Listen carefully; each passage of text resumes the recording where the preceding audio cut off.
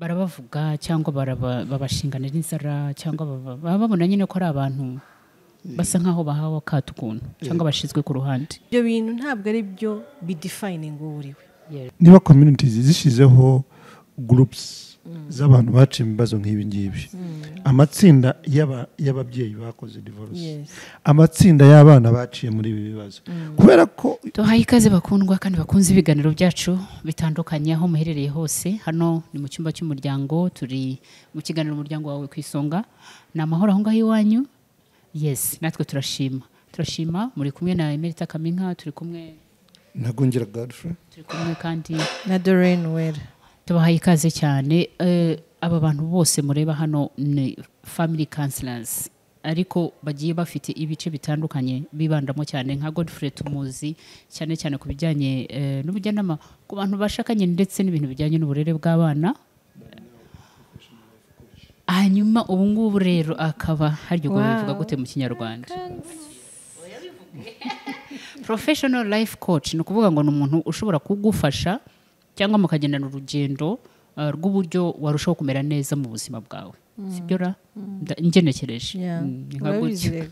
Hanyuma Dr. Doreen rero, yes, ni umuntu uba nyine warize amashuri kweri. Aminuje mu bitabo. Ubu rero dufite ubwenge hano, dufite package Imana yaduteguriye. Reka nawe wigire hino.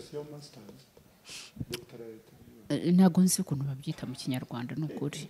Muzajya mutwihanganira rero rimwe na rimwe pe. Okay, ngaho tubwire nawe PhD babivuga gute mu Kinyarwanda? Uze kubitwandikira, sibyo? Natwe turaza kuba twigiyeho.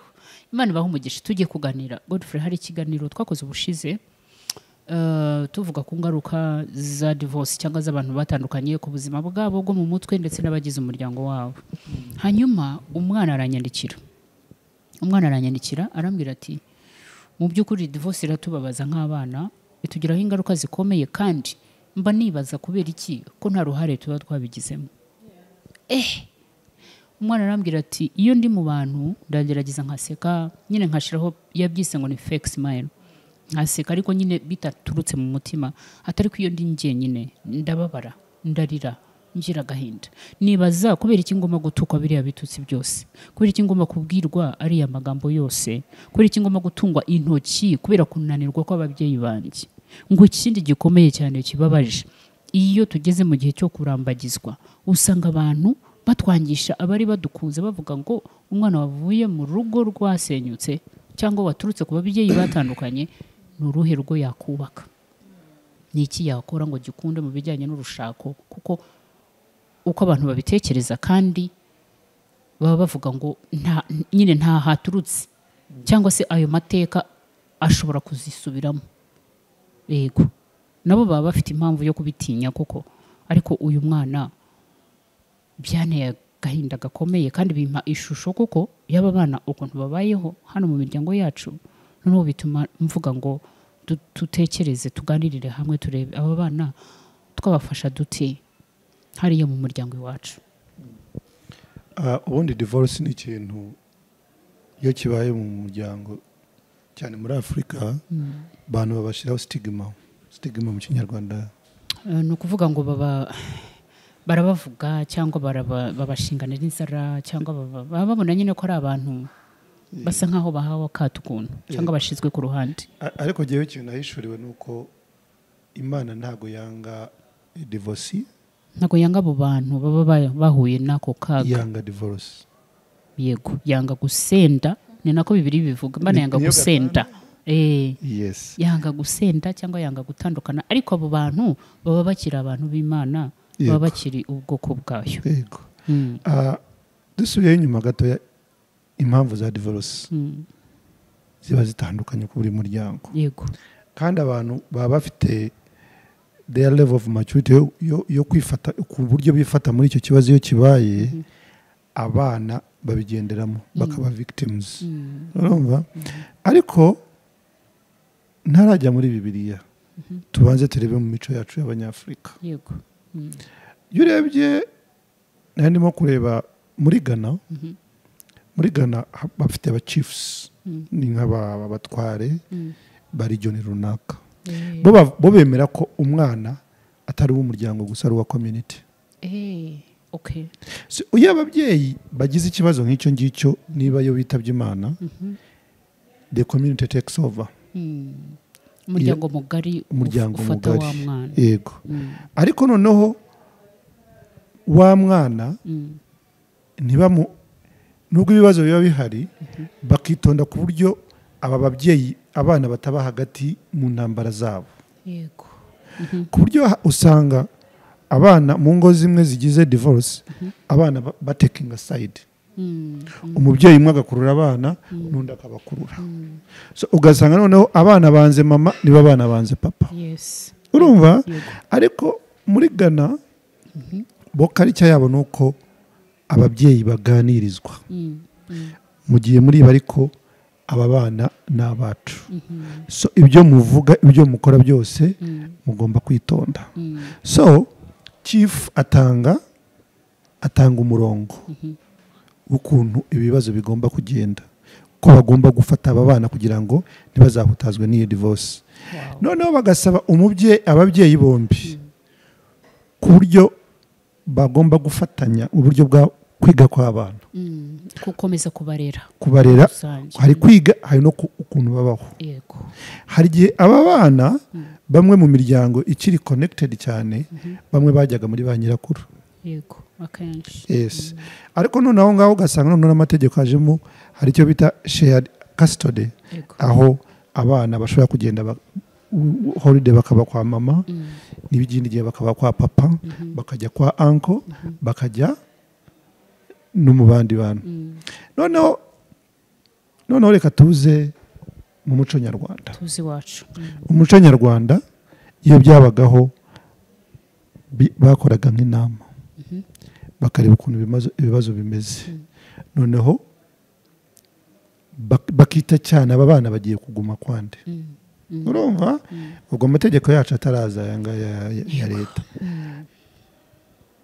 Hari igihe bahitagamo umuntu babona muzima niba ari anti w'abana, kuko hari igihe ababyeyi bajya gukora divorce bamwe bazira ubusinzi.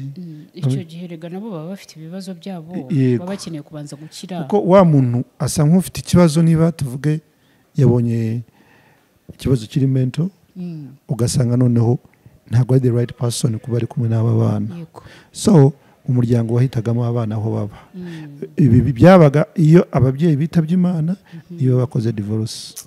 Ariko hari igihe umwe muri abo babyeyi aba ahagaze neza, umuryango waricaraga ugatanga ubufasha ugatanga n'inama, babana bakarerwa bagakura.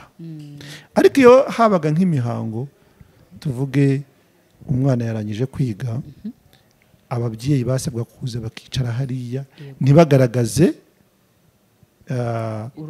ibibazo byabo, bakaza bagasapotinga umwana, n'umwana akabona papa arahari mama arahari. Ariko ikibazo cyo nkunze kubona hano mu Rwanda nuko abana bisanga batekinze side. None ibyo bintu ugasanga byangije imibanire yabo n'undi mubyeyi. Kandi burya yukuye umwe mubyeyi muri iyo mibanire ubuteje ikibazo, uteje icyuho. Yes. So iyo turebye noneho muri Bibiliya still birenda kumera nk'uko wumva n'iyo mico. Reka manze njyewe hari mu Bazuru South Africa bo family iragabana, aho usanga umwana avuga ngo mufite ingo nyinshi ariko umutima umwe, one heart. Urumva? So still bakumva ko it takes a village to raise a child. So urumva ko mu muco w'Abanyafurika ahenshi habagamo, niba harimo uko hari aho igikoreshwa, harimo yuko community, abantu muturanye, abantu mubana, abavandimwe bose n'inshingano zabo kugira ngo aba bana bakure. Kuko the Bible says ngo aba bana is the niki n'umwandu cyangwa n'umurage duhabwa n'Uwiteka. Yes. So iyo ngiye kureba mbona muri African context na Bibiliya aho ngaho tuhahuriza. Ariko nyine ikibazo kibaho nuko buri family ifite umwihariko wayo n'ibibazo n'ukuntu babyifatamo. wow urakoze cyane wampera microphone Dr. Doreen. Yes, Godfrey arabisobanuye neza mu buryo bwimbitse, ariko hano iwacu cyangwa muri iki gihe reka mvuge n'ubundi usanga umuryango bameze nk'aho ari ba nyamwigendaho, you know. Rero kuzajya kuzanamo ba bantu turimo kuvuga ngo bose baza kudufasha ngo turebe ngo uyu aba bana turabasiga kwande, kuko mu by'ukuri hariya mu rukiko bashobora kureba bakabona ufite ubushobozi, bakabona uhari, bafite ibintu byinshi bashingiraho ku buryo bavuga ngo aba ari we ugumana abana. Ariko ntawe ureba mu mutima w'umuntu, ntawe ubuzi n'ukuntu igikomere cye aho kimugeze nawe ubwe atarimo no gushobora kubyitwaramo. Bagafata abana bakabamuha, ni abana be of course nibyo, ariko mu by'ukuri ugasanga hari abagerayo akananirwa no kubaha ubwo bufasha bumukwiriye, ahubwo ugasanga ni ibya bikomere gusa arimo arabatambukirizamo, wa mujinya arimo kubasukaho, nibyo ya magambo mabi za nyuro niho bizira. Iyo akantu kose umwana akoze, iyo atabaso cyangwa iyo atabanyoko ubuzima bwanjye bumeze neza, you know. Noneho ibyo bikarenga aho mu rugo bikajya na hanze ku ishuri, ukuntu abandi bana bari bumuvuge, aho asengera ukuntu bari bubivuge, mu muryango muri rusange ukuntu bari bumurebe, aje batangira kuvuga dore wa mwana wo kwa runaka, bariya bananiranye se ubu wazavamo iki? Tubwire icyo kintu. Njyewe wenda ndabanza kubihanganisha abana bahuye n'ibyo bibazo. Nk'umu counselor ni ibintu bikomeye, kubera ko birica, bifite ahantu bikwica mu marangamutima. Rero turabakomeza, ariko ikintu nshaka kubabwira gikomeye, ibyo ucamo cyangwa ibyakubayeho ntabwo bigomba kudefininga wowe. Kubera iki? Nk'umukristo actually it makes sense. Umuntu wese agiriwe amahirwe, ise na nyina babana kandi bakabana neza, bagakundana, nawe urwo rukundo ukarwakira. Yego. Ariko ni amahirwe make yo kuba warahuye n'ibyo bintu. Yego. Ariko ndashaka kubincouraginga, ibyo bintu ntabwo ari byo bidefininga uwo uriwe. Yes, ntabwo ari byo bisobanura uwo uriwe. Ntabwo ari byo bisobanura uwo uriwe. Ni ukuvuga ngo umuntu mbere y'uko wenda areba bino bintu byose, abanza atekereze ngo jewe niba navuye ku side ya papa se, ndi hano nkande. Icyo biri buze kugufasha ni iki? Biraza kugufasha ko papa wawe na mama wawe bakundanye ni byiza, ariko badakundanye ntibakuraho icyo Imana yakuvuzeho. Wow, yego. Yes. So icyo nicyo kintu kiri gikuru kurusha ibindi byose. Njyewe wenda nabaha urugero, navutse ntafite papa, mfite mama wanjye aturera, tuza no kugira mu anti wacu nawe wadukurikiranaga. Noneho baza gupfa hashize iminsi, bapfuye bose, ubwo umwe nyine yarapfuye n'undi aza gupfa. Sigara mvuga ntari kubu umuntu abaho ate kuri iyi si, usigara n'imfubyi ya burundu ko babyita, habaho gute kuri iyi si adafite abantu bamukunda. Like urumva njyewe kuri nge numvaga ko abo bantu ari bo bantu bankunda, none bose baragiye. So what next? Numvaga my life is meaningless to me, kugeza igihe Imana yasanze oya nari maze no kubyara, ariko hari ukuntu muri wowe bikubwira ko nawe life is done, kuko urumva niba abantu bakuzanye ina n'impamvu rega abana baba baraba ku bintu bya divorce, barabata abantu nibo batuzanye ina, none baraturwanira hejuru, baradusize. Urumva point? Noneho rimwe Imana iransanga irambwira ngo ariko abantu baraje barakuzana koko bakora akazi kabo, ariko wowe usigaje mission yawe, kuko iziyabo yararangiye, hasigaye yawe. Wow. Noneho ndavuga wow, so I'm here for a mission, nubwo ibindi byaje byari support. So mwabana mwe papa na mama kubana ni support, ariko itabaye you are still the same person. Icyakuzanye uzagikora kandi kizagenda neza. So ni encouragement, ariko ndavuga koko birababaza. Wigeze kuvuga mentioninga kuba umwana koko wenda hanze ariko hanze koko birababaza ariko noneho wowe banza wishire hano ufate n'ibindi byose bikuzenguruke sibyo of course bazavuga uzababara but it does not change who you are as a person urumva noneho rero ubyitwaye muti ugomba kumenya ko ibintu udafiteho control tari bugire icyo uhinduraho udafite icyo kuhinduraho icyo gihe ubishakira igisubizo cya mbere ni ukuvuga ngo papa we na mama we it's a choice ku bana ni na choice gutandukana byari amahitamo yabo nta n'uruhare wabigizemo that's the point so abana ubwo njye ndibanda ku bana kuko mu by'ukuri gupfa k'umwana gushobora gutuma ibintu byinshi ku buzima bwe byangirika cyane cyinshi cyane uwo mwana uzasanga kenshi atajya mu bantu kubera iki hahandi wavuze bavuga baramuvuga wenda akavuga ati kugira ngo wenda batazamvuga reka ndike kujyayo nzajya nigumira ahangaha yes icyo ni igikomere ariko ndifuza ko ukireba nk'ikintu kiri hariya nawe ukaba hano nakunze amagambo ya Paul ngo sinyireba nk'ibambwe rwana no kugira ngo ibintu birebere hariya noneho ubihe nyine amazina yabyo so noneho ahubwo wige kumenya ngo ni iki cyewe kinezeza ni ibiki binezeza nzanabigenza gute niko kwishakira solution sister uvuga aho ngaho ikiganiro ndabona gifite target audience nka batatu harimo abo bana bakuze uwo nguwo nk'uwabajije icyo kibazo harimo noneho n'ababana bakiri bato abo ngabo batatekereza ibyo urimo kuvuga noneho abandi ni aba bantu uyu muryango uyu mwana arimo na community so nk'uyobora ikiganiro yaduha umurongo kugira ngo dushobore kuadressinga all the parts kugira ngo wa mwana uri mutoya wese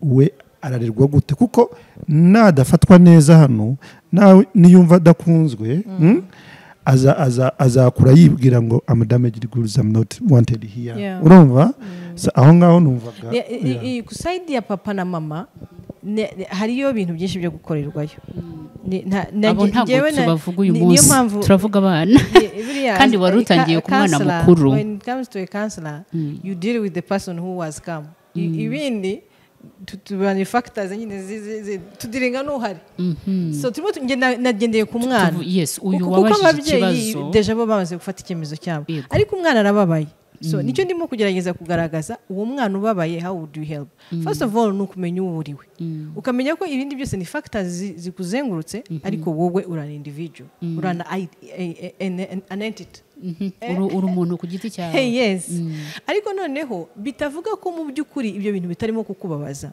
birakubabaza ariko uzi kugenda urimo kugenda ukajya kubona ukabona umuntu ati uriya mwana uramuzi ati ni wari runaka na runaka ati kandi baratandukanye ugahita ubyumva noneho ibaze urumva uwo mwana arakuze arimo wakubajije icyo kibazo noneho bigeze ahantu ajya gushaka akajya kumva ayo magambo nicyo kintu nari ndimo kugerageza kumwereka ko ibintu byakubayeho yes byarakwafectinze but ntabwo bifite ntuza kuko wowe ni wowe ubasha kubidefining umuntu uzagukunda kubera ko papa we na mama batadivorcinze aho naho ni line kuko hari abantu babigenderaho ariko icyo nshaka ngenda ndashaka ngo abanze we yireme nk'umuntu amenye ndiki ndashaka iki niki kinkwiriye aya ni amateka yanjye nicyo nshaka kuvuga noneho ibindi byose adiringe nabyo ariko yabanje kumenya uwo ari we nicyo ngewe ndimo gushaka ku building arashaka ku building resilience kuri uwo mwana yes ariko ibijyanye n'abandi bari kuko environment wambara nabi nako uriyambarira wahitsemo agakanzu kawe umwe akavuga ati buriya ntamenye uko ateye ibirenge biratambitse n'ibindi nk'ibyo okay Godfrey garuka kuri aba bana batoya urakoze cyane kuzana icyo wari ubona bikomejeho wenda ku bantu bamwe bicara bakajya inama bakavuga bati noneho reka bafashirizwe ku muryango uyu n'uyu cyangwa batwarwe na nyirasenge runaka cyangwa na nyina wabo runaka cyangwa se nyina niba abishoboye nabagumane cyangwa se nabagumane ibintu nk'ibyo ariko bisobanureho abakiri bato watubwiye ku mukuru maze kumva n'ububabare bimutera no kumva n'uburemere bimufiteho ariko kuri aba batarasobanukirwa neza aba bana batarasobanukirwa neza nanjye yavuze experience ye y'abanje batandukanye nyiri mutoya ariko I was lucky enough ku buryo papa yaravutse mu muryango ukundana urumva naje kuba kwa uncle wanje papa yakurikiraga ntacyo nabuze wabaye kwa mukuru wa papa wawe yego ari uncle wanje ari data wacu so nafatwaga nk'abandi bantu uko baba bameze urumva naje kumva ko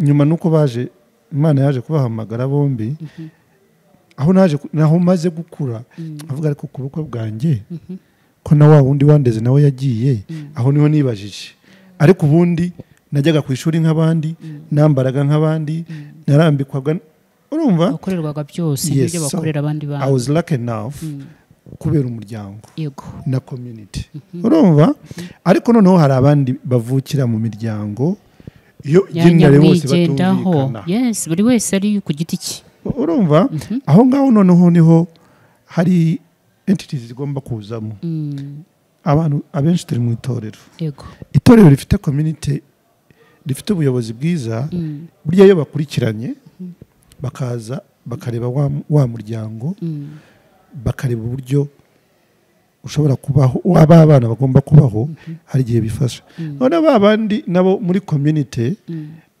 hari ukuntu nabo bakora interventions ariko nyine ikibazo kiba cyabaye urumva ahangaha ni ukugira ngo wa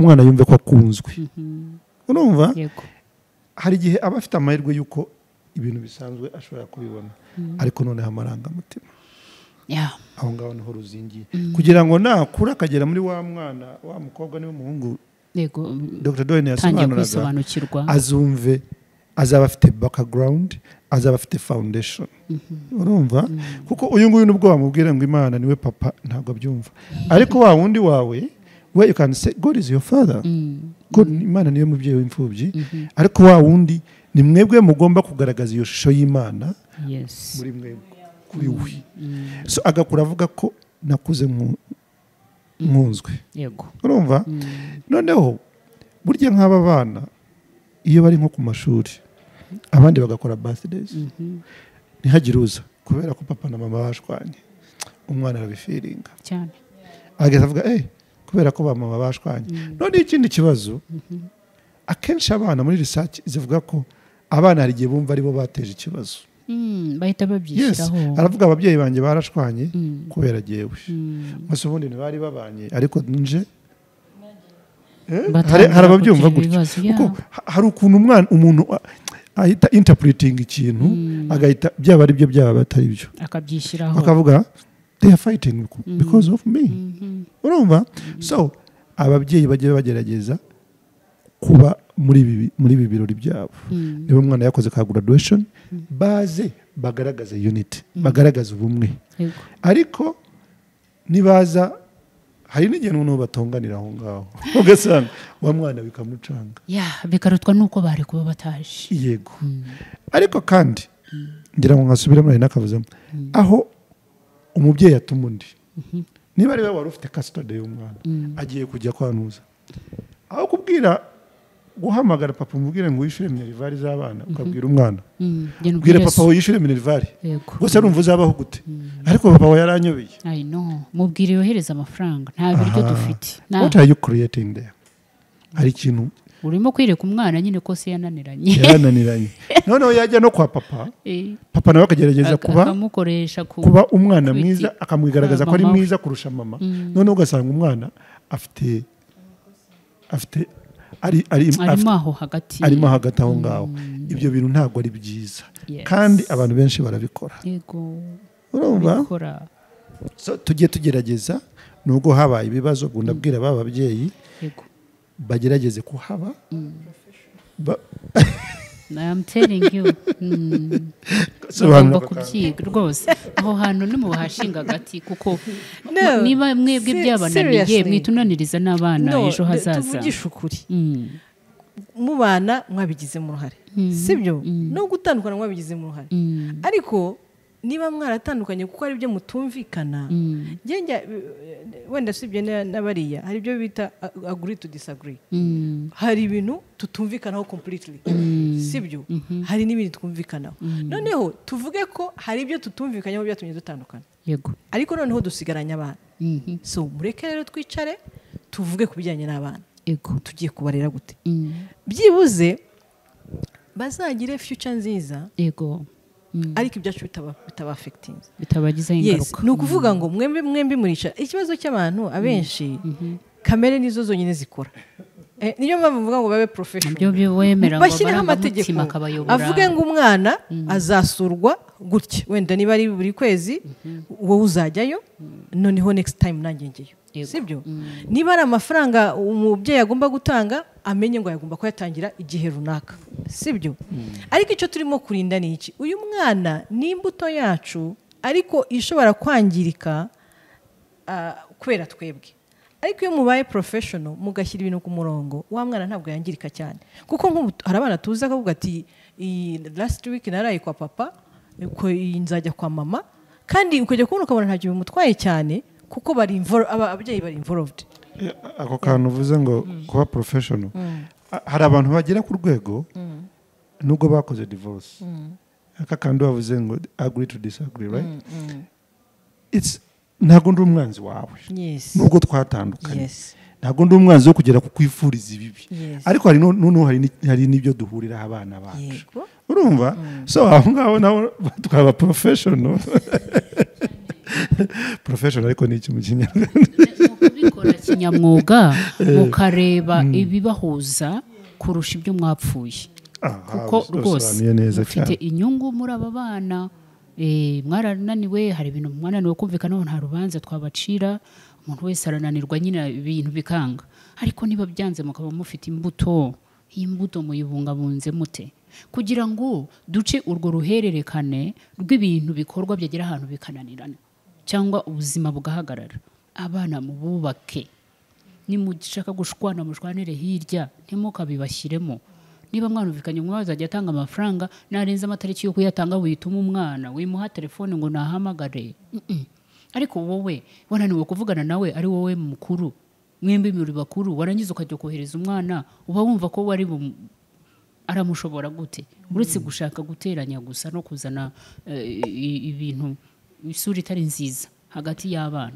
ariko hari arakandi kamwe iyo umaze kumumwangisha uzamubonera se wundi uzamubonera nyina wundi ntawe uzabona ayo niyo yari amahitamo yawe niwe wababyaye nushaka ko byuze ubirunge ubigira gute ntibizakunda so ikiza nuko mwakwiga kubanamo n'ibyo mwahisemo byaba byababereye byiza byaba byababereye bibi tugashaka uburyo dushobora kubitagatifuza tukabyeza kubw'inyungu z'abana bacu. Hari indi scenario aho usanga mama atandukanye na papa ashatse undi mugabo na papa nawe ashatse undi mugore abana bagakora iki? bakabigwamo nyine bagomba guhitamo papa ari engaged na wa wundi na mama nawe ari busy na wa the new husband none aho ngaho noneho niho subira kuri mateka y'itorero nibuka nsoma not a theologian ariko itorero mu maturo ibya 10 n'amaturo havagamo ibintu byafashaga imfubyi n'abapfakazi ariko ubwo abo bana ntago baba ari imfubyi ababyeyi babo baba bahari harimo n'abakene kuko ndimo kureba aba bana bari muri community batajya ku ishuri yego ndabona aba bana bari muri community badafite n'ubatwara ku itorero gusenga aho ngaho noneho niho itorero yewe numva ryareba ukuntu ry'interveninga in such habayeho ibintu biteye nk'ibyo ikibazo intervention zabaho gute icyo nicyo abayobozi b'itorero bakwibazaho ariko jewe numva hari ikintu gikenewe kugira ngo babana bari abana n'abana nubwo ari abana banya ariko n'abana b'igihugu n'abana b'Imana so aho ngaho itorero rigomba kugira ikintu rikora kugira ngo babana at least bashobore kwiga at least rishobora no kuganiriza ababyeyi kuko pasiteri aguhamagaye kubaza ati mperuka mwarakoze divorce ariko wari ufite abana babiri bihagaze gute barihe abana bari bate burya abarimo kwibutsa inshingano zawe so ako kantu ndumva gakeneye umusinzi niba Donna hari icyo yakongera kuri ako kantu uko bivuga ni byiza ariko mu by'ukuri iyo birebye aba bantu ba divorcing akenshi baba bafite ubushobozi ahubwo ikibananira ni ukutaba civilized cyangwa se kuba bakirishira hamwe reka mbabwire ari ikintu abantu bakwiye kumenya jewe mu bintu bya divorce God hates divorce I also hate divorce ariko mujye mumenya ko igituma abantu ba divorcing kirahari hari n'igihe umuntu akubwira ukumva ibintu akubwira biri reasonable pe ukabona biri reasonable rero aba bana mu by'ukuri bagize ibyago buri ibyago bibaho ni nkuko wapfusha umuntu ni nkuko ikintu kibi cyakubaho ni ibyago nk'ibindi ariko turabasaba ababyeyi bo rwose bareke kuzana ibibazo byabo ngo babishyire mu bana umwana kuki umubwira ko papa wari mubi niba mufite ibintu mwapfuye wamuretse wenda mukazabiganira akuze ari ashobora kubyandastanding kuko uyu munsi ushobora kumubwira uti habaye iki urumva umwana akavuga atari ko ibyo bishoboka gute ariko iyo umubwiye uti papa wawe ni mwiza nuko gusa hari ibyo tutashoboye guhuza abyumva ko uri umuntu muzima na papa we yavuga ati mama wawe ni mwiza ko naramukunze ariko hari ibyo tutashoboye guhuza rega abantu buryo ibyo badahuriraho ni byinshi ariko si mubi ni papa wawe yes yego urabyumva ni papa wawe niwe Imana yaguhitiyemo kuba papa wawe na mama wawe niwe mama wawe yaguhitiyemo kuba mama wawe niwe Imana yaguhitiyemo kuba mama wawe so icyo ubu buhaye respect uriya muntu niyo waba utamwemera gusa ntituri abantu dutemerana ariko tugomba kubana yes cyane rwose so ababyeyi rero abenshi baba bafite uburyo ahubwo bavugana uburyo bafasha abana caci ndabyemera caci ishobora kubafasha bombi kubahuza ariko bakagira plan yabo bana kuko abo bana bashobora kuba victim y'ibi bibazo so bakwiye gushakisha niba bari muri caci bababwire ariko nanone no mu buyobozi mu banyarwanda umuryango nyarwanda umwana rega n'uw'igihugu umwana n'uw'igihugu n'abashinzwe umutekano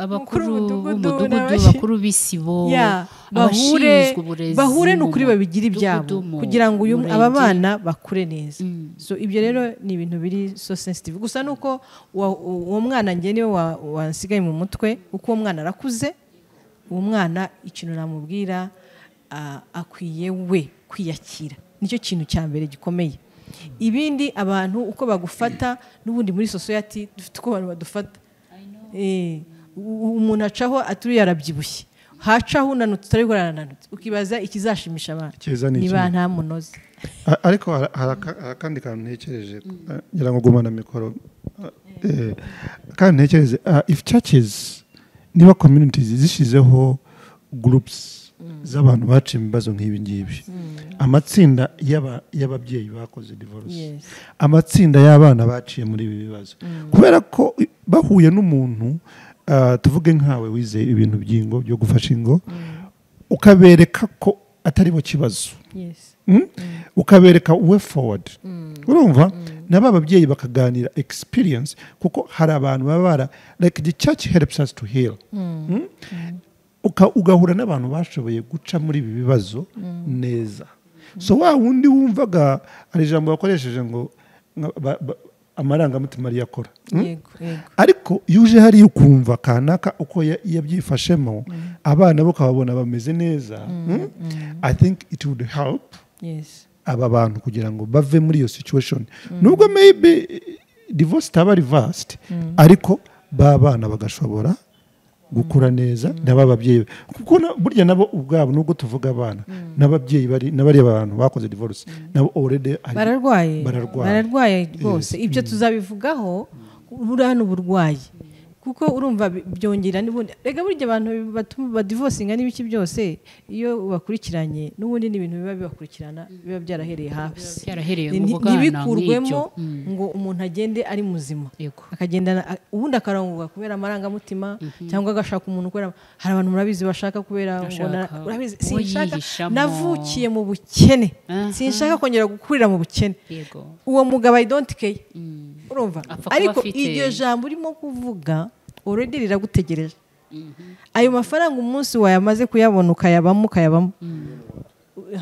noneho andi marangamutima azakujyana ahandi uri murabibona uzabona ko ibyo wari utegereje amahoro yawe atariho ari that's the point rero aba bana ni ukuri turabincouraginga bamenye ko ari abantu b'agaciro yes gutandukana kwawe papa wawe ntabwo mubifiteho uruhare pe ntibizabice kandi society nayo ntizabe influencing kubereka ko muri useless muri nothing no you are somebody and you're gonna become somebody ukomeye cyane Imana ibaho umugisha cyane ntabwo twabisoza ngira ngo reka ahari niba hari ibindi bibazo tutananosoye tuzongera dukore ikindi kiganiro ariko twavuze uruhare rw'ababyeyi twavuze uruhare rwawe nawe umwana cyane cyane aho utangiye gukura wumva birimo kukuremerera no kukugiraho ingaruka ndumva tugerageje kuguha umurongo w'uburyo wabigenza tuvuze n'uruhare rwacu twese nk'abantu baturanye n'abo bantu basengana nabo bigana nabo bari ahantu ibyo bintu birimo kubera hari uruhare natwe twashobora kugira erega ibintu byose byatangiye kwangirika igihe umuntu yatangiye kuba nyamwigendaho kandi turi abantu bagizwe n'abandi cyangwa turi magirirane nta muntu uhagarara wenyine nk'igiti ngo avuge ngo uyu simukeneye uriya sinzamukenera oya dufata abana bose nk'abacu rero aho tubona hari ikibazo tubigaragaze tube imboni za bagenzi bacu hari iwacu mu miryango aho dutuye amahoro y'Imana bane namwe turabashimiye cyane Shalom shalom